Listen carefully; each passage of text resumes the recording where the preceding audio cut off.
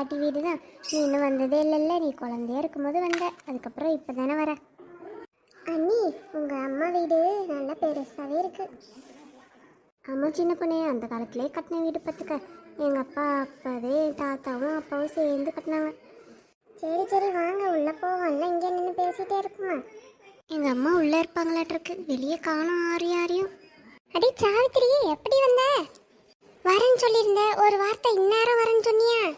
அம்மா நீ என்னம்மா இங்கேருந்து வர? நீ எங்கட வீட்டில் இருப்பேன்னு வீட்டை உள்ள பார்த்துட்டு இருக்கோம். அதான் நல்ல பிள்ளை, பக்கத்தெருவு கடைக்கு தான் போனேன். போகிற போகல பைய எடுத்துகிட்டு போகல, காய்ச்சி எடுத்துகிட்டு போகல, இன்னும் ஒரு ஞாபகம் மறதி பாரு எனக்கு. அப்படியே போயிட்டேன், அதை திரும்பி வந்தேன். என்னம்மா இப்படி பண்ணுற? என்ன வாங்கணும்னு யோசிச்சுட்டே போயிருப்பேன், அப்புறம் காசு பையில் எடுத்துகிட்டு போகாமல் போனால் எப்படி? சரி சரி, எம்மா நேரம் இந்த வெயிலில் நின்றுட்டு கிடக்கிறது, எல்லாம் உள்ள வாங்க.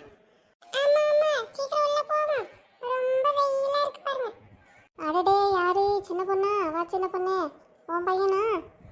ஆமாங்க என் பையன்தான். எப்படி இருக்கீங்க, நல்லா இருக்கீங்களா? அதெல்லாம் சரி, பையன் மண்டையில் எதுக்கு முட்டு முடி? முடியல வெட்டி விட மாட்டியா? ஐயோ பாட்டி, இதுதான் இப்பெல்லாம் பேசணும், உங்களுக்கு தெரியாதா? எல்லாரும் இப்படிதான் ஸ்டைலாக வச்சிருப்பான். அடியாத்தி, இதுல பேசணும், இது என்னடா ஸ்டைலு? நல்லாவே இல்லை. அடிக்கிற வெயில் மண்டையை போலகுது. நீ மட்டும் முடி வளர்த்திட்டு இருந்தீங்கன்னா எப்படி சொல்லு? நல்லா கச்சிதமாக அழகாக போய் முடி வெட்டுற கடையில் கொடுத்தினா வெட்டி விடுவாங்கல்ல, அதெல்லாம் அப்படிதாங்கம்மா. சொன்னால் கேட்க மாட்டேங்கிறான், அவன் பிடிச்ச பிடி வரணும். இந்த மாடர்ன் உலகமும் போங்க. சரி வாங்க எல்லாரும் உட்காருங்க, சூடாக டீ காப்பி ஏதாவது போட்டுக்கோங்க. ஐயோ பாட்டி, இந்த வெயிலுக்கு போய் சூடாக டீ காப்பியா? எனக்கு கூல்ட்ரிங்க்ஸ் தான் வேணும். சரி டீ பேத்தி, கூல்ட்ரிங்க்ஸே போட்டு எடுத்துகிட்டு வர எல்லாருக்கும். கொஞ்ச நேரம் உட்காந்து ரெஸ்ட் வாங்க. சரி சின்ன பொண்ணு, அம்மா கூல்ட்ரிங்க்ஸ் கொடுப்பாங்க, குடிச்சிட்டு ரொம்ப வெக்கையாக இருந்தால் போய் குளிச்சுட்டு வந்துடுங்க. நான் அம்மா கூட போய் சாப்பாடு ரெடி பண்ணுறேன், அப்புறம் எல்லோரும் சாப்பிடுவோம். சரிங்க, நீ போயிட்டு வாங்க. டேய் தம்பி, எனக்கு டயர்டாக இருக்குடா, இப்போ தானே வந்தோம், நம்ம அப்புறமா நாளைக்கு விளையாண்டுக்கலாம். ஆமாம் ஆமாம், நாளைக்கு விளையாண்டுக்கலாம்.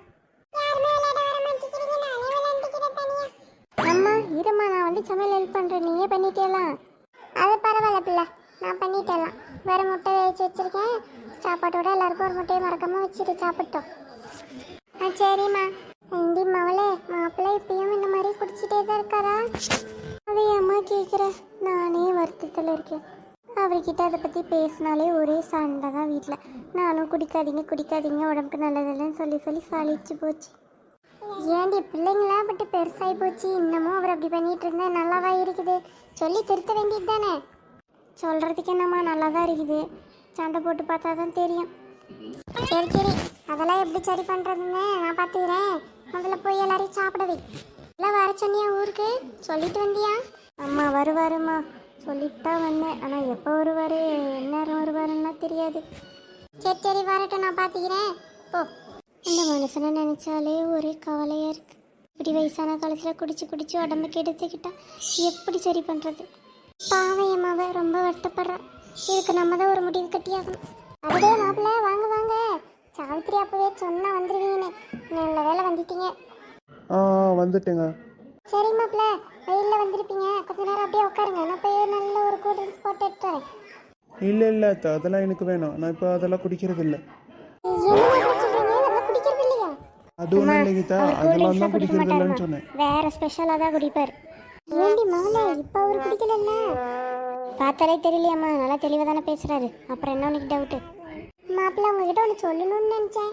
அது சொல்லுங்க தே, என்ன சொல்லணும்? அது ஒன்றும் இல்லை மாப்பிள்ள, நீங்கள் இதுக்கு மேலே குடிக்காமல் இருந்தீங்கன்னா என் சொத்துல பாதி உங்களுக்கு எழுதி வைக்கிறதா இருக்குங்க. அதுதான் என்னுடைய கடைசி ஆசை, பார்த்துக்கோங்க. என்னுடைய உயிரிலே கூட நான் அப்படிதான் எழுதி வைக்க போகிறேன் மாப்பிள்ள. இதை பற்றி நீங்கள் என்ன நினைக்கிறீங்க? அட என்னத்த சொல்கிறீங்க, நிஜமாவா? குடி முக்கியமா சொத்து முக்கியமான்னு கேட்டால் சொத்து தானே முக்கியம். குடியை விட்டுட்டு சொத்தை வாங்க வேண்டியதுதான். நிஜமாக தான் சொல்கிறீங்களா அத்தை? சரித்த, நீங்கள் சொன்ன மாதிரியே நான் குடியை விட்டுறேன், என்னங்கிறீங்க? அத்தை பேச்செலாம் மாற மாட்டீங்கல்ல? அம்மா என்னம்மா சொல்கிற? அடைச்சத்த இருப்பில் கொஞ்ச நேரம் அமைதியா. ஆனால் ஒரு கண்டிஷன் மாப்பிள்ள, தப்பி தவறி நீங்கள் அதை தொட்டிட்டீங்கன்னா இந்த அக்ரிமெண்ட் வந்து கேன்சல் ஆயிரும். உங்களுக்கு ஒரு சான்ஸ் கூட இல்லை, சொல்லிவிட்டாம. ஓகே டன்னு. உங்களுக்கு யாராவது அப்படி ஒருத்தர் என்னை பற்றி நான் அப்படி அதை தொட்டுட்டேன் குடிச்சிட்டேன்னு யாராவது சொல்லிட்டா அப்போவே நீங்கள் கேன்சல் பண்ணிக்கோங்க. அக்ரிமெண்ட்டுக்கு ஓகே அத்தை. ரொம்ப சந்தோஷம் மாப்பிள்ள. இதே மாதிரி நீங்கள் என் பொண்ணை சந்தோஷமாக பார்த்துக்கிட்டாலே எங்களுக்கு போதும். வயசான காலத்தில் நான் என்ன எல்லா சொத்தையும் எடுத்துட்டா போகிறேன். பாதி சொத்து உங்களுக்கு நான் சொன்ன மாதிரி எழுதி கொடுத்துருவேன். என் 2 பேத்திங்களையும் கண் கலக்காமல் என் மவளையும் சேர்த்து சந்தோஷமாக பார்த்துக்கோங்க.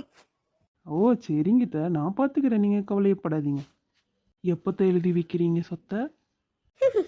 மாப்பிள்ளைக்கு ரொம்பவே குறும்பு தான். அது நான் சாவும் போது உங்களுக்கு கிடைக்கும் மாப்பிள்ள. அது வரைக்கும் வராது. ஆனால் கவலைப்படாதீங்க, கண்டிப்பாக எழுதி வச்சிடுவேன். அது உங்கள் கைக்கு கிடைக்கும் போது நான் இருக்க மாட்டேன். மா ஏமா அப்படிலாம் பேசிகிட்டு இருக்கப்போ? சரிங்க, நீங்கள் சொன்னபடியே நடக்கட்டும். எப்படியோ நம்ம கைக்கு சொத்து வந்தா சரி. அண்ணனுக்கு அடிச்சது போல் லாட்ரி. அம்மா என்னம்மா பண்ணிட்டு இருக்க? எதுக்குமா தேவையில்லாம இப்படியெல்லாம் சொல்லிட்டு இருக்க? அவர் குடிச்ச சொத்தை அழிச்சிருவாருமா. கவலைப்படாத பிள்ளை, நான் இருக்கிற வரைக்கும் அந்த சொத்து உன் புருஷனுக்கு வராது. என் கடைசி காலத்துக்கு தான் அவருக்கு கிடைக்கும். நான் இல்லாத காலத்துக்கு தான் அவர் கை கிடைக்கும். ஏம்மா நீ இல்லாத காலத்துக்கு அப்புறம் அந்த ஆள் தைரியமாக குடிப்பாரே, சொத்தையும் ஆட்டி போட்டுட்டு அப்போ என்ன பண்ணுவேன்? ஐயோ அதை நான் யோசிக்கவே இல்லையே. இப்போ சொல்லு, என்கிட்ட ஒரு வார்த்தை கூட கேட்காம உன் பாட்டுக்கு அப்படியே வார்த்தையை அள்ளி தெளிக்கிற. ஆமாங்க, எங்கள் அண்ணனை கொஞ்சம் நம்புறது கஷ்டம்தான். இருந்தாலும் திடீர்னு மாறினாலும் மாறிடுவார், சொல்ல முடியாது. அப்போது உன் பேரில் எழுதி வச்சிடுறேன் பிள்ளை, அதுதான் கரெக்டாக இருக்கும். எப்படியும் நான் சொன்ன வார்த்தையை காப்பாற்றிடுவேன். உங்களுக்கு பாதி சொத்து கொடுக்குறேன். அவர் பேரில் எழுதுறதுக்கு பதிலாக உன் பேரில் எழுதி கொடுக்குறேன். என் காலத்துக்கு அப்புறம் சொத்தை வச்சு நீ மிரட்டி அவரை கண்ட்ரோலில் வச்சிரு, அவ்வளோதான் சொல்லுவேன்.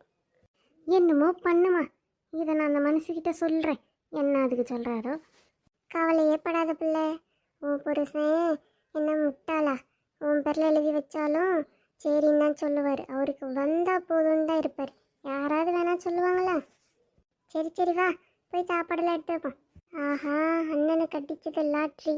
அண்ணன் கூடவே செட்டில் ஆயிட வேண்டியதுதான். யாருக்கெல்லாம் சப்பாத்தி வேணுமோ சப்பாத்தி சாப்பிடுங்க, யாருக்கெல்லாம் தோசை வேணுமோ தோசை சாப்பிடுங்க. அம்மா எனக்கு ஆம்லேட் வேணும். எனக்கு நீ முதல்ல ஆம்லேட் கொடுத்தீங்கன்னா தான் நான் தோசை சாப்பிடுவேன். முதல்ல நீ தோசையை சாப்பிட்டு முடி, அதுக்கப்புறமா நான் உனக்கு ஆம்லேட் போட்டு தரேன். அதையே சாப்பிட்றியா என்னன்னு தெரியல. அம்மா எனக்கு தோசை வேணாம், அப்போ எனக்கு ஆம்லேட் தான் வேணும். சரி சரி, வர வர ஓவராக அடம் பண்ணுறேன். நான் போய் போட்டு எடுத்துகிட்டு வரேன், உட்கார். அடடே, என்ன எல்லாரும் செட்டில் ஆயாச்சா? என்ன மறந்துட்டீங்களே?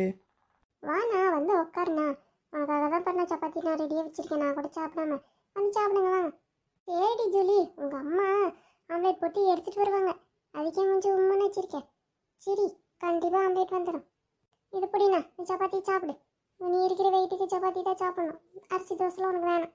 புரிடி அம்மா ஆம்லேட்டு இப்போ வந்து சரி. ரொம்ப தேங்க்ஸ்மா. நான் இதை சாப்பிட்டுட்டு அப்புறமா தோசை சாப்பிட்றேன். முதல்ல இதை சாப்பிட்றியா பாரு முழுசா, அப்புறம் தோசைக்கு வருவேன். என்ன சாவி, என் பேரில் எழுதி வச்சா ஏதாவது கோக்மோக் பண்ணிடுவேன்னு உன் பேரில் எழுதி வைக்கிறேன்னு சொல்கிறாங்களாட்ற கத்தை. சரி பரவாயில்ல, சொத்து வந்தா சரி எனக்கு. ஆமாங்க, எங்கள் அம்மா இல்லாத காலத்துக்கு தான் நமக்கு சொத்து வரும். அதுவும் என் பேரில் தான் வரும். என்ன ஏதாவது மறுபடியும் ஏமாற்றிட்டு குடிச்சிட்டு இருந்தீங்கன்னா நான் சொத்தெல்லாம் அனாதாசிரமத்துக்கு எழுதி வச்சிருவேன், பார்த்துக்கோங்க. இல்லை சாவி, அப்படிலாம் பண்ணிடாத. நான் அப்படிலாம் பண்ண மாட்டேன், சரியா? பார்ப்போம். சரி சரி, பல்ல காமிச்சிட்டு போதும், எடுத்து சாப்பிடுங்கலாம். யாரை சொல்லிட்டு போறாவ?